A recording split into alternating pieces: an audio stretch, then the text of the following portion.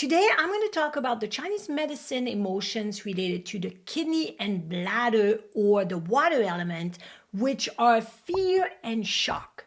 I am going to differentiate between anxiety, rational fear, irrational fear, phobia, and shock, which can be emotional or physical, and how we treat and address those emotional states for our patients, because this is very common. Globally, over 300 million people experience anxiety on a regular basis, and it is the most common mental health disorder worldwide. And an estimate of about 20% of teens have specific phobias. That is staggering number, right? So let's look at how we can help patients using Chinese medicine and acupuncture points. So today I'm going to talk about not only the Chinese medicine treatment, but I'm also going to share the best supplement to take for people that have tendency to have chronic fear, anxiety, and or phobia. This is a little bit heavy today, but I truly hope it impacts you and in turn your patients.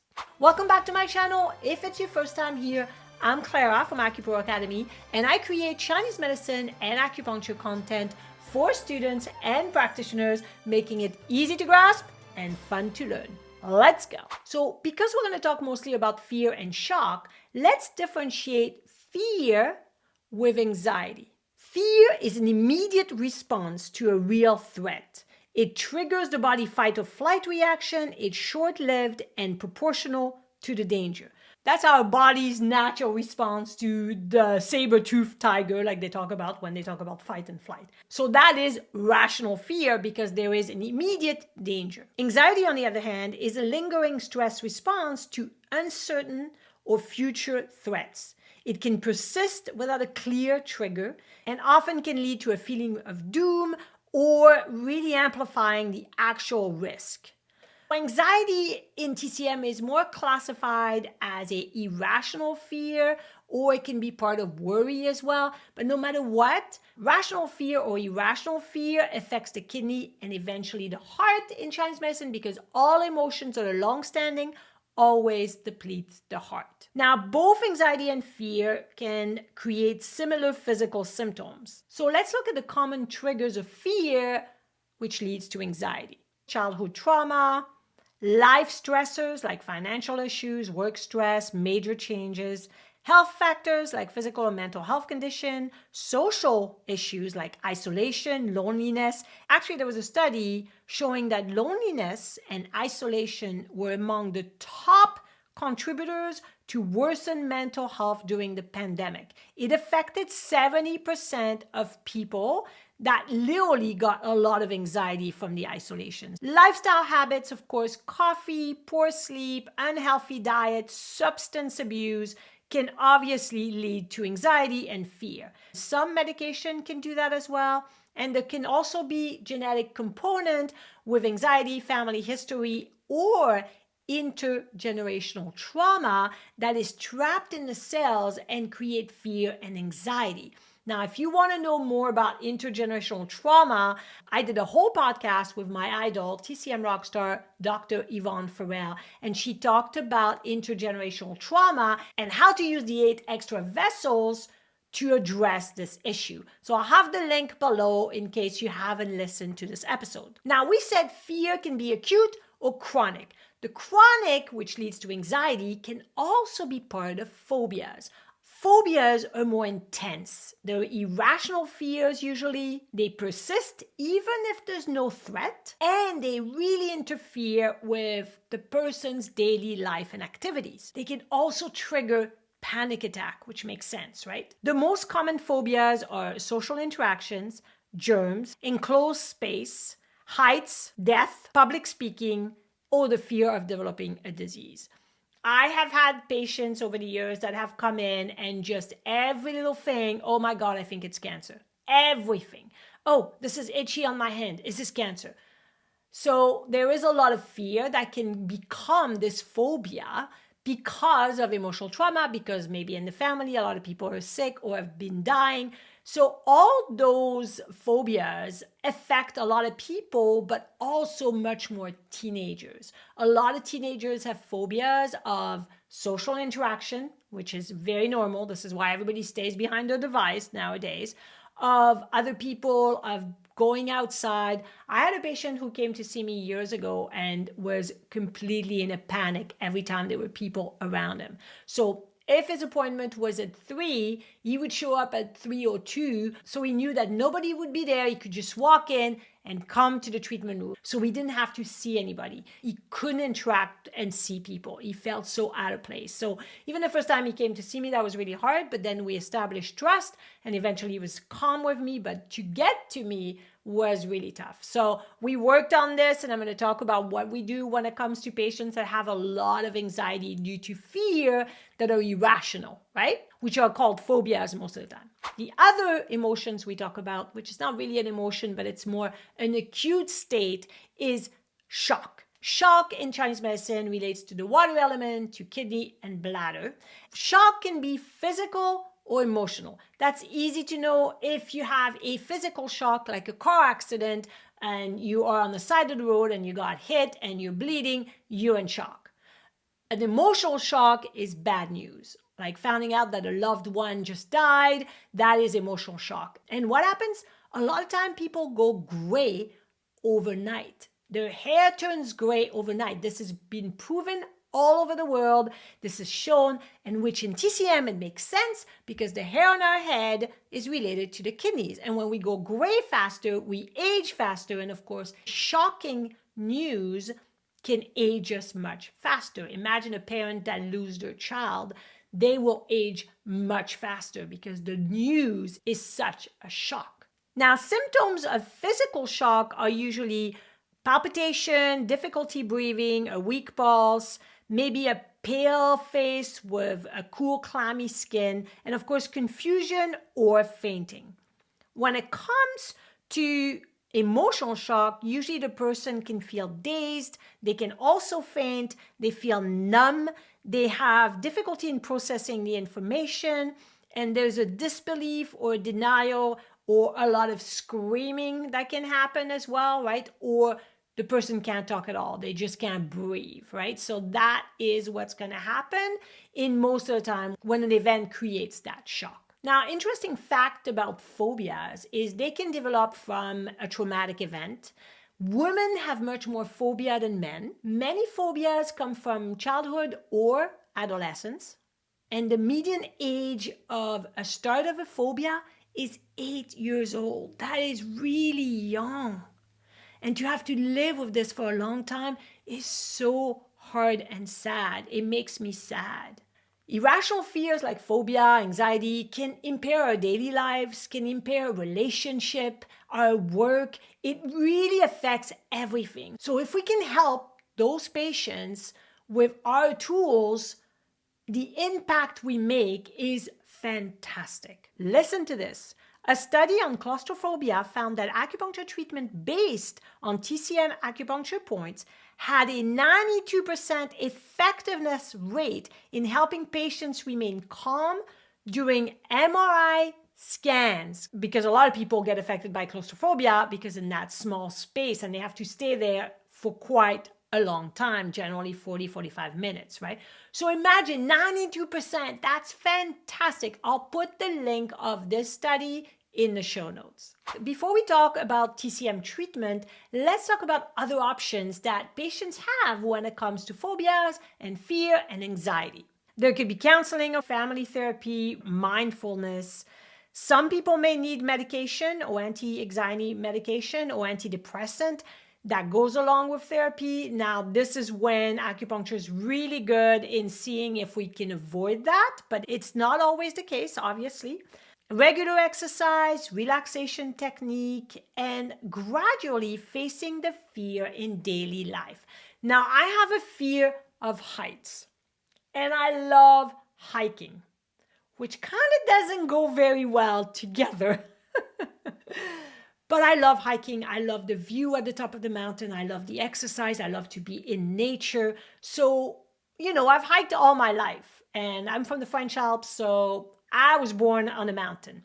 However, there are some hikes that are very difficult for me because you have to walk on the ledge along a rock face, or you have to climb a ladder that is against a rock face. And I did this hike with my husband in the French Alps when I was visiting my family years ago. It's called Lac Blanc, which means the White Lake. And it's a beautiful hike. It's one of my favorite hikes, but it's very emotional for me because there is a ladder. It's made of metal and it's anchored in the rocks. My husband's 6 feet or 180 centimeters, and it's about 3 times his height. So as I'm climbing this ladder, I get halfway up, and this ladder is against a rock, and this rock is on the ledge. And there's literally a massive drop of hundreds of meters or 1,000 feet. So it is a really big drop if you fall. Obviously, I'm holding on to the ladder. But I get halfway up the ladder and I start to freeze. And I just can't move. I get in a panic state. I'm fearful of heights. Now I'm halfway up this ladder. My husband's like, what's going on? He's below me and he's waiting for me to get to the top. And I said, I can't go up. I can't. And I'm holding on so hard to the ladder. And he goes, okay, well, then that's okay. Just come down. And I'm like, I can't come down. And he's like, okay, well, then you got to go up. I can't go up. So I froze and I couldn't go up or down. And then I had to calm myself down. So I started breathing, taking big deep breath, and thought, okay, just one step at a time. You can do this. Even thinking about it, it makes me like relive the whole event. And so I took my right foot and I put it in the next rung. And then I pulled myself up. And then I did it again and then again and again until I made it to the top. And we made it to the top of this hike. It was beautiful. It was amazing. And then I started thinking on the way down, and then I started thinking and fear. This is the fear that we get before the event happened, right? And so I'm not enjoying the way down until we get to this ladder, because now I know I have to go backwards on this ladder and go down. But for some reason, there was someone going down. They had a massive backpack, like really heavy, and they went down like it was nothing. And I thought, well, if they did it with a backpack that could literally pull them backward and make them fall, then I'm okay with it. It's all rational in your head, right?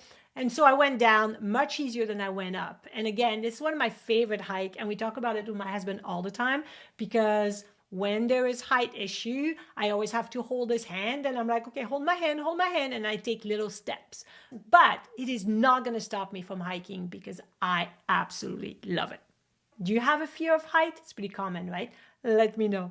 Okay, so now we're going to talk about Chinese medicine treatment and the most common patterns when it comes to fear, phobia, anxiety that affects the kidney and the heart mostly, but other organs as well. And then I'll share tips on diet and the best supplement for it. Let's do this. I love auricular acupuncture. So let's start with that. 3 ear point we can put on the ear. Gallbladder, because when there's phobias, the person is constantly nervous and tense and feels lots of self-doubt and lots of self-esteem issues. So we'll put gallbladder, kidney for the fear, and heart because all emotions affect the heart. Now we can put Shenmen to calm down the mind, sympathetic as well if we wanted to, but definitely gallbladder, kidney, and heart have to be there on the ear points. So let's look now at the most common patterns when it comes to fear and shock in Chinese medicine. So the first one is liver qi stagnation with blood deficiency. The patient's going to be easily startled, irritable, agitated, have dizziness, headaches, probably temporal headaches, moody, specifically if it's a woman at PMS, a pale face because of the blood deficiency, a poor memory, again because of a blood deficiency. This is more of a liver blood deficiency. And then the liver qi stagnation is more that irritability, the moodiness, and maybe the temporal headaches. Does that make sense? So for points, we want to move liver qi and nourish liver blood. So nourishing liver blood with spleen 6, liver 8, and stomach 36 is perfect. We want to move liver qi, and we can do 4 gates. Obviously, we have to do liver 3. We could do large intestine 4 as well. We don't always have to because there's no blood stagnation in this case. And then we want to calm the mind. So heart 7 is great. It's the Shenmen. It calms the mind. We want to put Yin Tong to calm the mind. And then we want to put the best point for phobia, which is kidney 4. If there is any phobia or patients have phobia, please put kidney 4. If the person is incessantly thinking, then add up spleen 5. Best point for worry and overthinking, and kidney 4, best point for phobia. Great combo. Spleen 5, kidney 4. The next one would be liver blood deficiency again, but this time with some kidney yin deficiency. So this person has fear that is constant, but it's also going to have anxiety, insomnia, where they toss and turn all night, and they have a hard time falling asleep, both. They are going to have dizziness, a pale face, pale nails, probably some lower back achiness or pain, some night sweat, 5 center heat, which is basically feeling hot in the chest, in the palm, and in the sole, and probably a poor memory. This happens a lot during menopause for women because their liver blood starts to be deficient, and they are going to have some kidney deficiency, probably yin and then yang deficiency. So we want to do stomach 36, liver 8, spleen 6 for nourishing the blood. We still want to do kidney 4 for the phobia if there's fear or phobia, because kidney 4 is the best point for any kind of fear. And then you could put spleen 5 if the person is overthinking and worrying as well. Heart 7 to calm the mind, of course, because this person's not sleeping well. Now, we could also put yin tong, and if there's a lot of night sweat, then kidney 7 and heart 6 are great for that as well. The next pattern is an excess pattern. So this is a big one. It's just very amplified. It's phlegm, fire, harassing the heart. So this really affects the heart mind. The person is constantly anxious, constantly nervous. They have massive phobia. The fear is literally taking over. Schizophrenia can have that as well. So this is where we're going to have palpitation, even maybe vertigo, dizziness.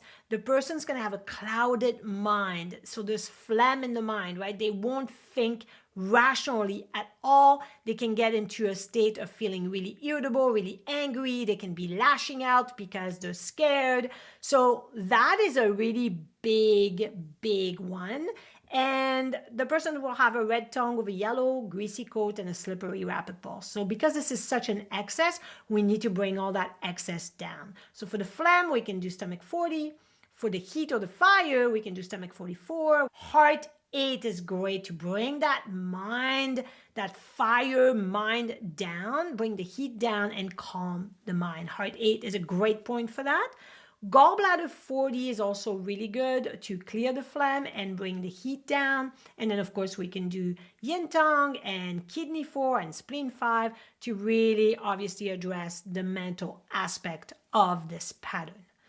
Well, that's 3 patterns. There are so many more. You have to remember that those are just guidelines and that patients may have a completely different one. But I wanted to give you a guide and to show you how I go about doing treatment when we look at the most common pattern that we see in clinical practice. By the way, if you haven't invested in my Chinese medicine treatment made easy book, it covers over 160 syndromes with acupuncture points, herbal formulas, and so much more. It ships all over the world, or if you'd rather have the digital version, you can also invest in the PDF, which has tons of video links to support and complement it.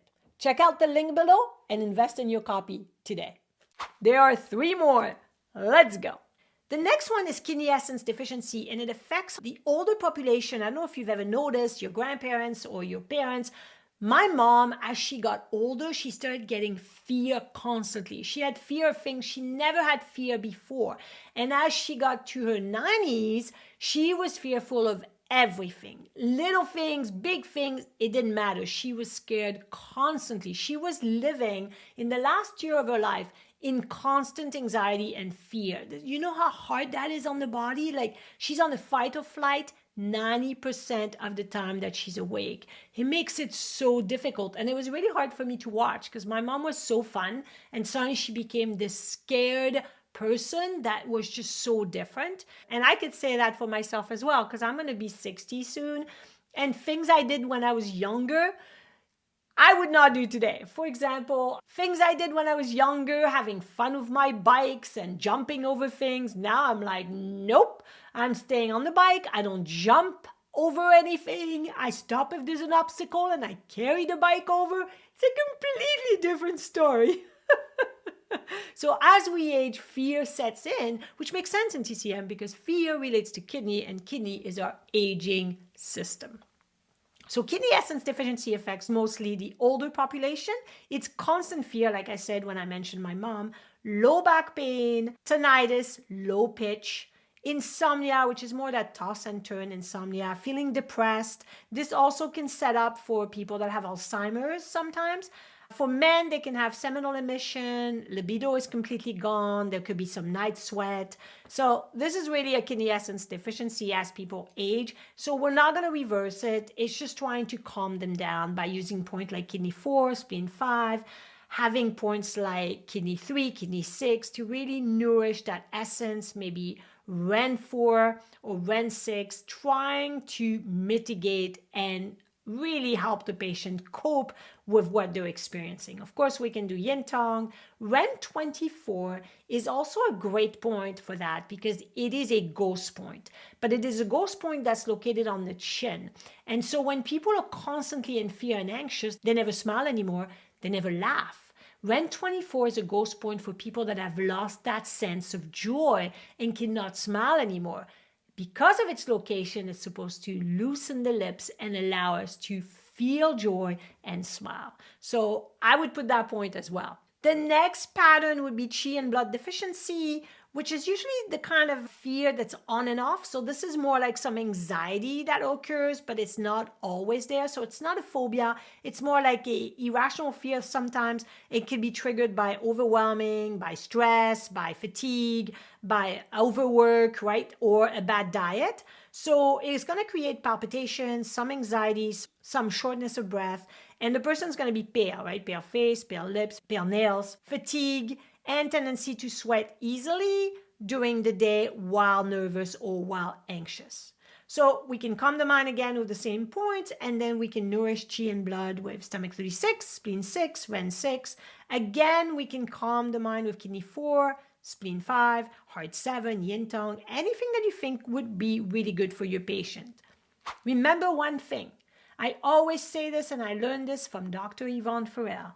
Your intention behind your treatment is more important than your point selection. Let me repeat that. Your intention behind your treatment with each patient is more important than your point selection. So don't overthink it.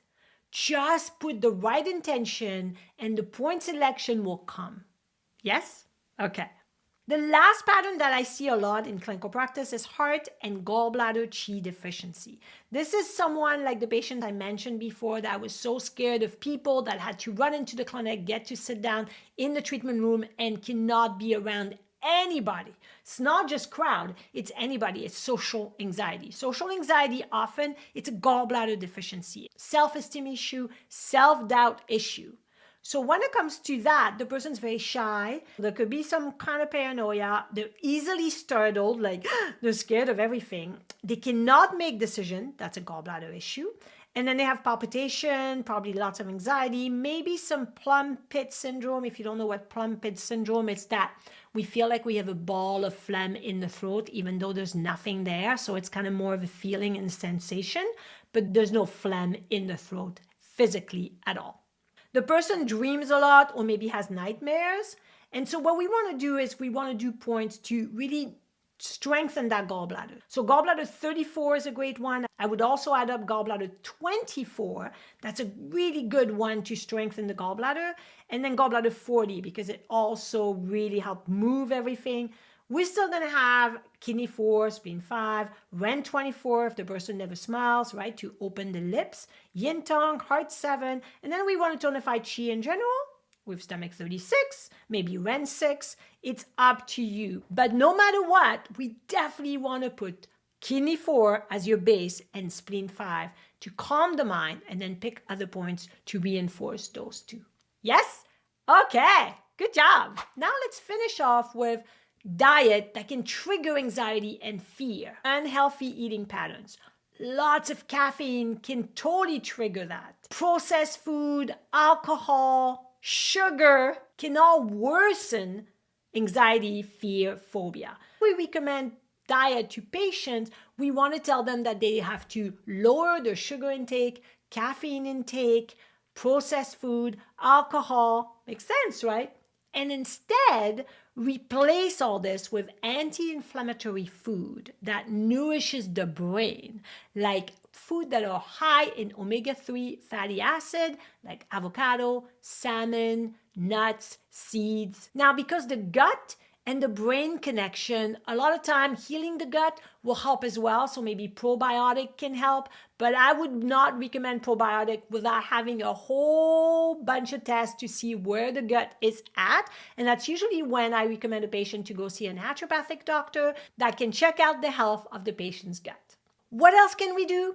Let's talk about essential oil. Lavender, a few drops on the pillow to calm down at night. Great for those who suffer from sleep issues because they have fear, phobia, or anxiety. When it comes to supplement, magnesium is really good to calm the body, relax the body, and a lot of people are magnesium deficient, specifically women, if they bleed heavily every month. There's been some research showing that vitamin D can also calm that anxiety, so that's something to consider as well. There's a lot more supplements that can be introduced, but we want to start slow like magnesium and vitamin D to start with. I truly hope you benefited from this information and in turn, your patients through you. This is the ripple effects. I love it. Check out this video and no matter what, keep rocking it using TCM because after all, acupuncture rocks.